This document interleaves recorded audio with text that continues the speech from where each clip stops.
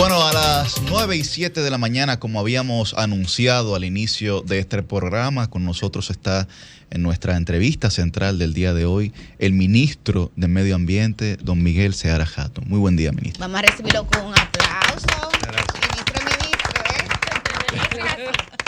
No hay más de medio ambiente. El señor ministro. Ahí van de tema en tema. Así es. Don Miguel, quisiera iniciar preguntándole cómo van los trabajos dentro del ministerio. He escuchado que están haciendo un proceso de digitalización importante en esta gestión precisamente. Quisiera hablar un poquito de eso.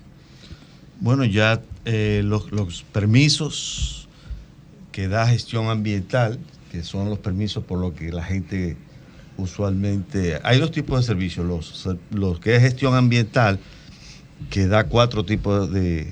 clasifica los proyectos de 4 tipos, A, B, C y D. A el más complejo, C es el menos complejo, de menor impacto ambiental. Y el tema de los conduces de la minería seca.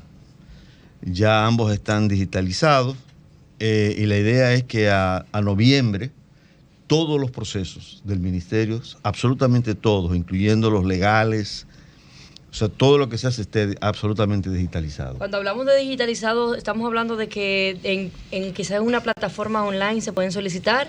Vamos a poner un ejemplo, ya. ministro, por ejemplo, de qué tipo de permiso y qué tiempo se toma y cuál sería el proceso para que la gente entienda. Bueno, primero, un permiso ambiental no es un sello, es un estudio, implica un estudio, sobre todo lo que es la categoría A. Para que tengan una idea, nosotros hemos recibido estudios de impacto ambiental de casi 9.000 páginas, 9.500 páginas. Vaya. En esta gestión. Y luego del estudio es que se aprueba o no el permiso. No, se hace el estudio y lo hace la empresa y nos entrega 9.000 páginas. Bueno, eso es un caso extremo, 9.500 páginas. Y en ese caso extremo empieza el estudio para determinar el impacto. Se evalúa el estudio. Hay que leer ese estudio y hay que evaluarlo para saber. Y quiero hacer un comentario para que la gente sepa. Por ejemplo, en el ayuntamiento, cuando se va a iniciar una obra de construcción X cualquiera, todas las construcciones necesitan solicitarle un permiso de estudio de impacto ambiental, que ya ustedes se pueden imaginar que hasta para una construcción de una casa de 2 pisos, el ministerio tiene todo lo que se haga en la República Dominicana. Ambiental. Todo lo que se haga. ¿Cuál es el curso que sigue entonces hasta la aprobación virtual de esa autorización? No, eso sigue un proceso de que pasa por diferentes manos, si tiene que ver con gestión ambiental. Gestión ambiental es, digamos, la instancia que evalúa y tiene el liderazgo y determina si cumple o no cumple ciertas condiciones ese proyecto. Pero si ese proyecto está en el mar, entonces tiene que ir, o está cerca del mar, tiene que ir a una evaluación al Viceministerio de Recursos Marinos y Costeros. Si está cerca de un río, tiene que ir a Suelos y Agua. Si está cerca de una... o a veces tiene una parte muy pequeña, a lo mejor, del proyecto, o muy grande, es una área protegida, tiene que ser evaluado en esa zona. Entonces, se emite un criterio técnico y eso sigue ya un proceso de validaciones hasta que se emite el proyecto. Para que tengan una idea, yo traigo aquí el tiempo de duración. Un proyecto categoría A debería durar 190 días. Vaya. El máximo. Categoría A es... ¿Qué significa categoría? Es el permiso complejo. ambiental, Más es el más complejo. Es el más complejo. ¿No? Categoría B, ese da una licencia, A da una licencia. B son impactos conocidos o moderados que pueden ser eliminados o minimizados y se requiere alrededor de 125 días hábiles. Está el proyecto de categoría C, que es el que simplemente recibe una constancia ambiental, que son impactos conocidos. ¿Se escucha? Sí. Ahí sí. Impactos de categoría C que son conocidos y su ejecución no origina ningún impacto ambiental. Y ahí la categoría D que dura 30 días, que ese es ya donde si en la esquina van a construir un edificio, por ejemplo, ya esto es una zona impactada y eso dura 30 días. Ese es el máximo que puede durar. Y hay que distinguir también que un proyecto, por ejemplo, hay proyectos que, un caso de estudio, de impacto de estudio ambiental, que duraron 4 años. Hacerse el estudio. Sí. Hacer el estudio para que hace la empresa. Sí. que hace la empresa para presentarnos a nosotros. Obviamente, cuando tú recibes un material de eso, tú necesitas sentarte a estudiarlo. No es un sello gomígrafo, porque la gente piensa a veces, no, eso es, no, eso pasa y se pone un sello y se va. No, hay que estudiarlo con cuidado. ¿Por qué hay que estudiarlo con cuidado? Bueno, porque tenemos que proteger precisamente el medio ambiente y los recursos naturales del país. Y muchas veces, por ejemplo, tú tienes un set de coordenadas. Tú puedes tener, una coordenada tiene, qué sé yo, alrededor de 10 o 12 dígitos, ¿no? Pero tú pares de coordenadas, ¿no? Pero una coordenada, un solo punto puede tener 12, 24 dígitos, más o menos. Pero además puede tener una serie de alrededor de 15 o 20 pares de dígitos. ¿No? Entonces todo eso tú tienes que trazarlo en un mapa, estar claro dónde está, si es cierto, porque a veces hay gente que nos trae y de pronto te pone una coordenada, está hablando en Montecristi, pero te pone una coordenada en Dajabón. en Dajabón no, en Samaná, ¿no? O en el mar.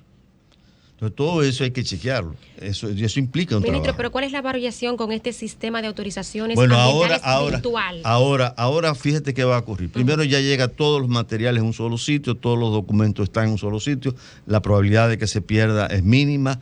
Ya porque pasaba eso. Se perdía, sí, porque son unos volúmenes grandes de información.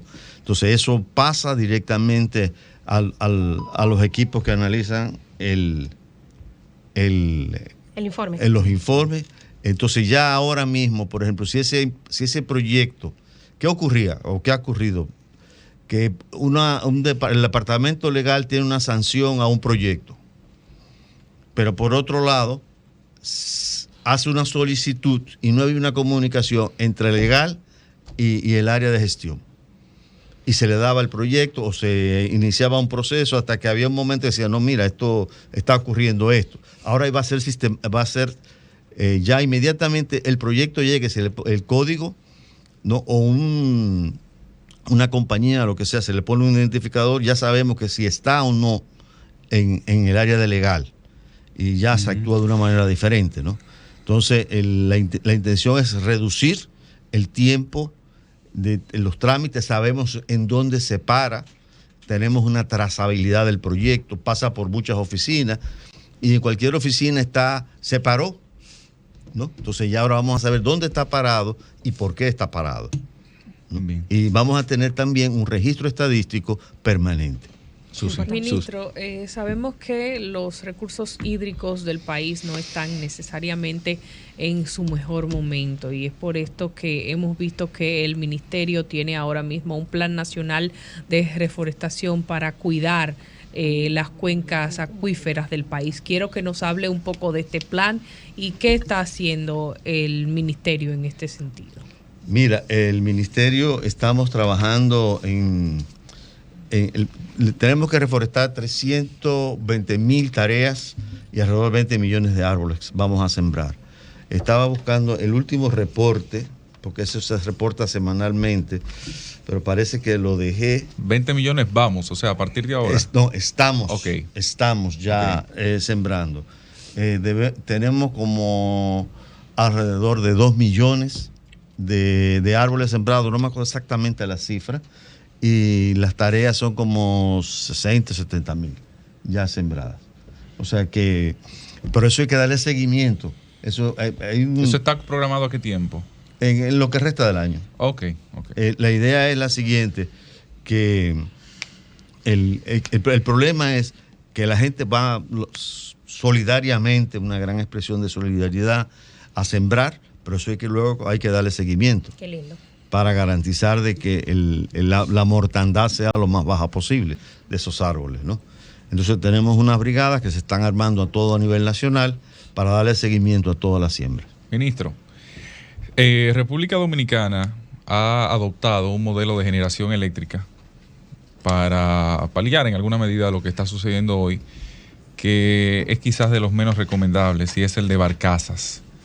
Menos recomendables porque primero se colocan en el mar, o sea, está en un lugar que no es el más adecuado, pero también emiten las contaminaciones al aire que emiten las generadoras tradicionales, y sin ni hablar del tema turístico incluso, que impacta, cómo impacta en eso. ¿Está República Dominicana en condiciones de hacer un cambio en ese sentido? ¿Cuál es la visión del Ministerio de Medio Ambiente conforme a ese propósito? Y de paso, porque no sé si me da chance de responder otra pregunta, ayer la Barrick decía que hasta 2040, que están preparados ya para operar hasta 2040, ya tienen lugar seleccionado, ya han comenzado a hacer los estudios necesarios para someterlo al Ministerio de Medio Ambiente. ¿Qué ha analizado el Ministerio en ese sentido y qué tiene como decisión hasta ahora? Te respondo ahora, pero mira, para darle los números precisos, al 20 de julio había 2.905.539 plantas sembradas y 53.816 tareas. Eso era el mes de julio. Bueno, con relación a la energía, mira, en el ministerio reposan alrededor de 2.700, 2.500 megavatios eólicas y fotovoltaicas, o sea, de sol y de viento.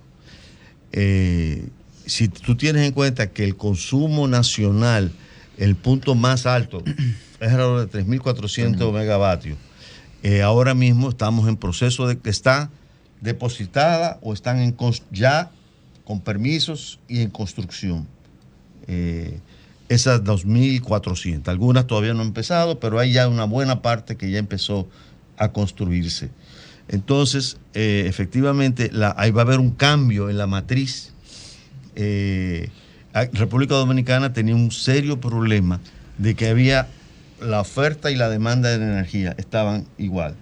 ¿Y eso qué significaba? Bueno, que si había un mínimo problema en una planta, tú tenías un déficit que se convertía en apagones.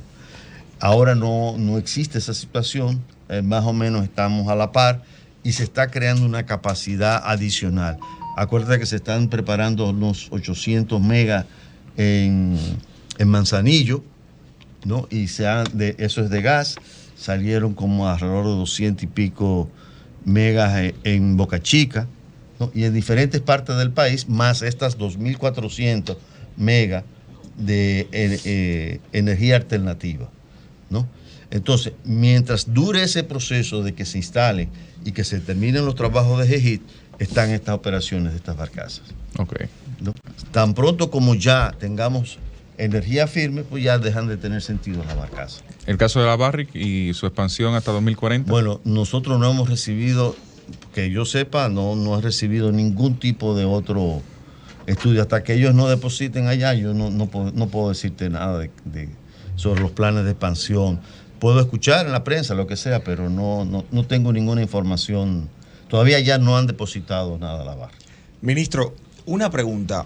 Para la República Dominicana el combate al cambio climático es un tema sumamente importante. De hecho, hay un viceministerio, el que encabeza Milagro de Camps, que está dedicado a trabajar los temas del cambio climático. Hay una serie de acuerdos internacionales que se vienen haciendo ya hace más de una década, el de Cancún, el de Copenhague, el de París, los Objetivos de Desarrollo Sostenible, y hay acuerdos específicos en materia marítima y de aviación como lo es el CORSIA. ¿Está la República Dominicana institucional, normativa y estructuralmente preparada para asumir los compromisos internacionales en materia de cambio climático?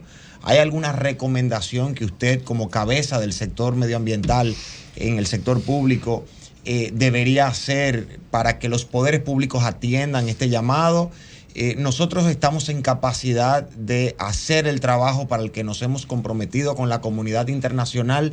Digamos, en términos generales, ¿cuál es la posición de la República Dominicana desde estas perspectivas en materia de cambio climático? Bueno, como todos los países del mundo, nos estamos organizando para enfrentar la situación. Esto es un fenómeno relativamente nuevo. El tema ambiental, digamos, entró a la literatura académica, formal, de manera sistemática. No quiere decir que no hubo alguna persona que previó y que discutió estos temas. Pero todavía en la década de los 80, cuando yo estaba en la universidad, en la década de los 70, no existía una materia, por ejemplo, de economía y ambiente.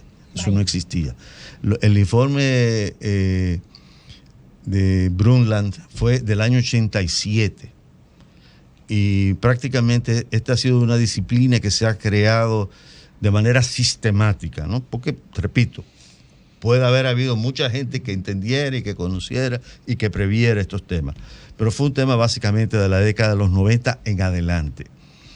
Entonces, si nosotros nos estamos preparando para eso y nos estamos organizando, y lo primero que tenemos que entender es que la población internalice lo que está pasando.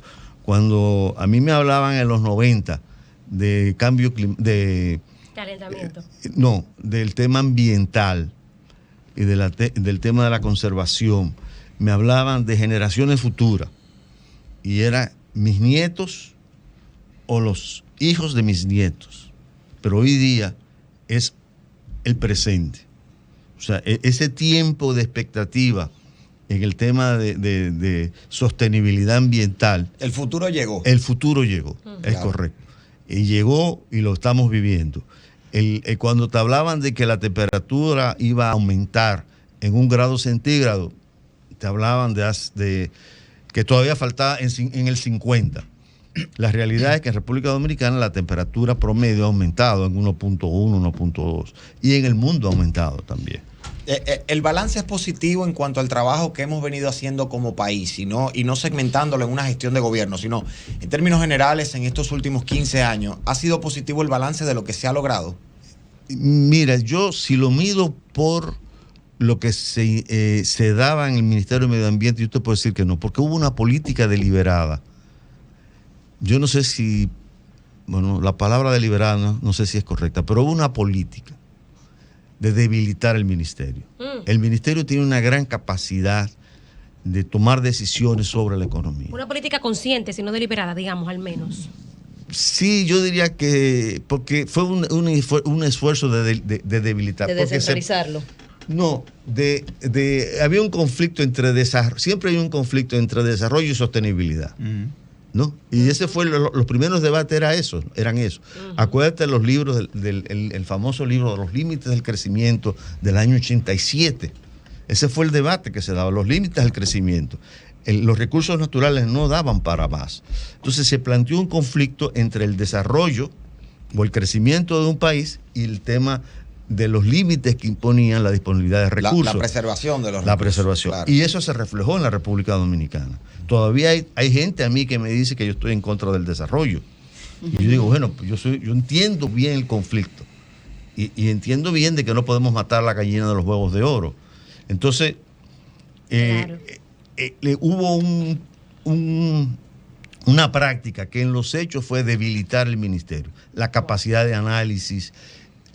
Por ejemplo, los funcionarios, un técnico, un biólogo, ganaban 35,000 pesos, 45,000 pesos.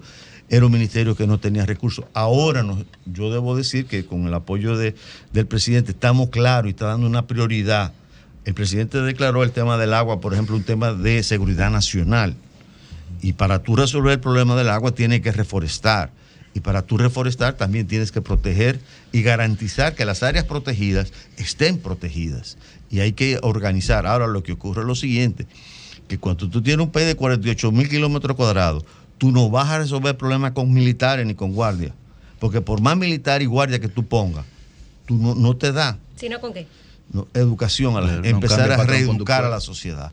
Si tú, por ejemplo, nosotros hicimos un operativo en los Haitíes y metimos 300 hombres. Pero eso tú no lo puedes sostener per secula seculorum. Es una operación que te puede durar 2 o 3 meses, pero al mismo tiempo tú estás necesitando gente en otros sitios, militares.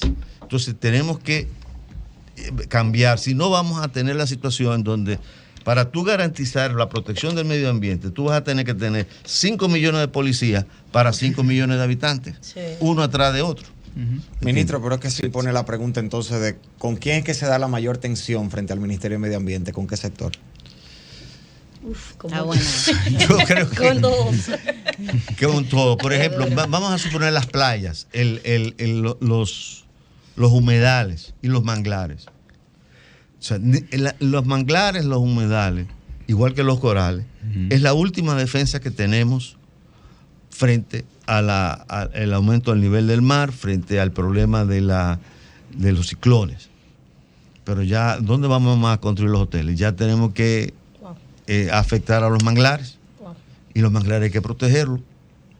Es nuestra última defensa, hay que protegerlos a como dé lugar. Entonces hay una tensión entre el hotelero que dice, bueno, ese bendito manglar, ¿qué me da? ¿No? Y Sí, no. el hecho de hacer el hotel o proteger el manglar. Esas son las tensiones permanentes que hay en un ministerio común. Qué Me- sutil esa respuesta. Ministro, en lo que usted habla aquí, nosotros los talentos tenemos un debate, debatiéndonos por las preguntas. Queremos preguntar. Sí. Tenemos muchas preguntas que hacer. Agárrate, Yo creo que la Lisa, producción. agárrate, Lisa, No, ahí. la Lisa. producción ha abusado de sus talentos porque usted debió durar la hora completa aquí. Claro. Sí, es verdad. Pero bueno, ministro, yo tengo muchas preguntas, pero rápidamente dos. Primero, el secretario general de la ONU, Antonio Guterres, ha dicho que ya pasamos a la era de la ebullición global, que dejamos el calentamiento global atrás y pasamos a la era de ebullición global.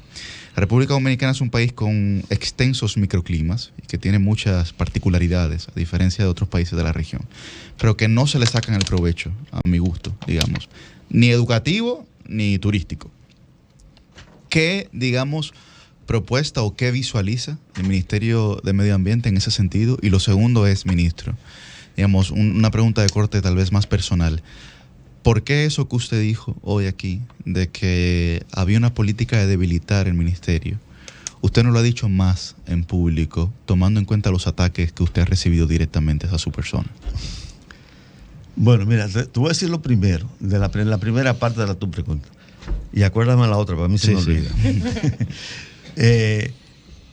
La realidad es que este es un país muy frágil. La isla es muy frágil desde un punto de vista ambiental. Nosotros estamos entre los primeros 15 países más frágiles del mundo. Vulnerables, sí. Es. Más vulnerables, ¿no? Estamos en la ruta de los huracanes. Cuando tú analizas los informes de la IPCC, que es, digamos, el grupo de científicos que analiza el cambio climático, ellos señalan esta parte de lo que sería el territorio del Caribe, ¿no? Estos 2.700 kilómetros cuadrados del Caribe, está en la franja del globo terráqueo más afectada por el cambio climático. Y cuando tú dices que la temperatura, que hay que impedir que la temperatura suba a 1.5 grados, que ya todas las proyecciones te indican que no solamente va a subir 1.5, sino que puede llegar a 2 grados centígrados por encima de lo previsto. ¿En qué tiempo? No, ya en 2030, más o menos. ¿No? Es un valor promedio. Eso es un valor promedio, ¿no? Donde hay promedio mundial. Lo que quiere decir que hay países que van a subir mucho más y otros van a subir, otros van a bajar, ¿no? O van a subir menos. Van a subir menos, ¿no? Entonces, nosotros estamos en una situación de extrema fragilidad y eso se asocia también al tema de los huracanes, las sequías, huracanes y todo esto. Entonces, eso tenemos que prepararnos para esa situación, que eso es el gran desafío. En cuanto a lo segundo, mira, esto yo lo he dicho mucho, quizás no lo suficiente, el tema de cómo se intentó de manera sistemática, no digo que no me gusta decir que hubo una mente ahí calculando, pero sí, bueno, pero confluyeron intereses, confluyeron intereses para Confluyeron debilitar intereses, lo claro. más posible. Wow. En otros gobiernos, por ejemplo, se decía, empieza y después yo te hago el estudio. Wow. No, ahora tú no puedes, aquí tú no puedes empezar nada sin hacer el estudio. Correcto. ¿Me entiendes? Y el que lo empieza le metemos grandes multas, ¿no? Pero la cultura era esa. Yo me arreglo después. Ve, empieza, construye y después que el edificio está por la mitad, Vamos a ver. yo te hago el estudio y te lo arreglo y te lo pongo. Esa era la práctica. Entonces eso ha cambiado. Y eso es lo que ha traído mucho conflicto. El tema de terminar con experiencias de gente que hacía cosas mal hechas, ¿no? eso se está terminando. Pero todo eso cuesta y eso te crea enemigos. Entonces, las críticas, bueno, vendrán de... Yo creo que, mira, estamos dando resultados. El tema de digitalización va a transformar el ministerio, sí, absolutamente, ¿no? El tema de con el proceso de reforestación estamos trabajando. En este momento estamos trabajando, hemos dado, son alrededor de 130 áreas protegidas. Elegimos 4, porque el que mucho abarca poco aprieta. Entonces vamos a resolver esas 4 que son clave para nosotros, para el país, ¿no? Y estamos construyendo las casetas, estamos estableciendo... Hay un problema básico con las áreas protegidas, que es el perímetro. Entonces hay que establecer bien claro el perímetro y dentro del área poner una serie de señales que demuestren que el Estado está presente y que está vigilando. Ministro. Entonces, esos son procesos que van caminando poco a poco y se verán los resultados. Recordar a quienes nos escuchan por radio que estamos conversando con el ministro de Medio Ambiente y Recursos Naturales, Miguel Seara Hatton. Ahora la pregunta que tengo es para el civil y este orden político. Miguel, conociendo la trayectoria que le antecede en materia de lucha a favor de los derechos humanos, quiero tener su valoración de un tema que está hoy en la agenda de la opinión pública. El sector social ha venido denunciando excesos de parte de la Dirección General de Migración para deportaciones. Tanto el Foro Feminista como la Mesa de Migración han dicho que inclusive agentes de migración han penetrado a hospitales y han sacado mujeres parturientas. Quiero saber la opinión de Miguel Seara Hatton sobre ese tema, por favor. Es inaceptable cualquier tipo de violación de los derechos humanos de las personas. Eso es absolutamente inaceptable. ¿Ve entonces un exceso en la política migratoria del gobierno en ese sentido? Yo de verdad no he dado tanto seguimiento, pero sí hay algún tipo de intervención en el caso de las parturientas, que se violan los derechos humanos. Eso es inaceptable y nosotros no podemos admitir un sí o no, un sí o no, un sí o no. Por último, ¿qué opina Miguel? ¿Cómo ve, con qué ojos ve la posible alianza entre Minú Tavares Mirabal y su partido Opción Democrática, Guillermo Moreno y Alianza País y el PRM? ¿Cómo lo ve, Miguel? No, bien, yo creo que mira, el PRM es una diversidad, ¿no?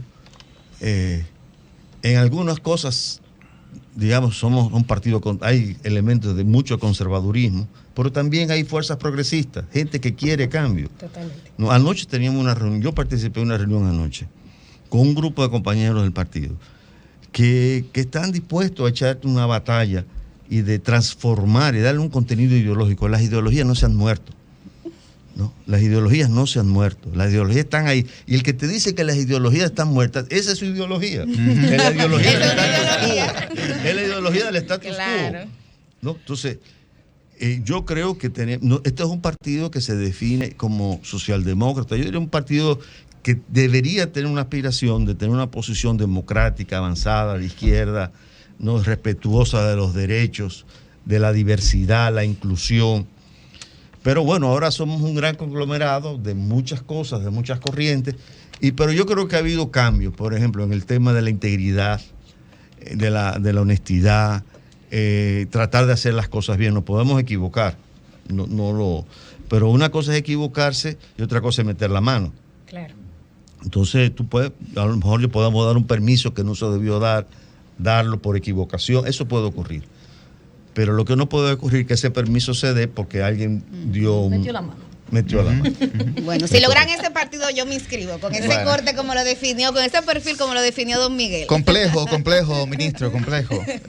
Situaciones de verdad que... Claro, sí, vamos a dar un aplauso al ministro, coherente siempre, coherente. Hay muchas preguntas franco, sí, hay muchas preguntas que se nos quedan. Y se ve Yuri que ya le cogió, o sea, él tiene el control del Ministerio de Medio Ambiente. Escucha, la narrativa se muestra allí. Yo siento a Milice como emocionada. Yo siento a Milice como emocionada. Ministro, apóyese de la juventud que es mucho más consciente.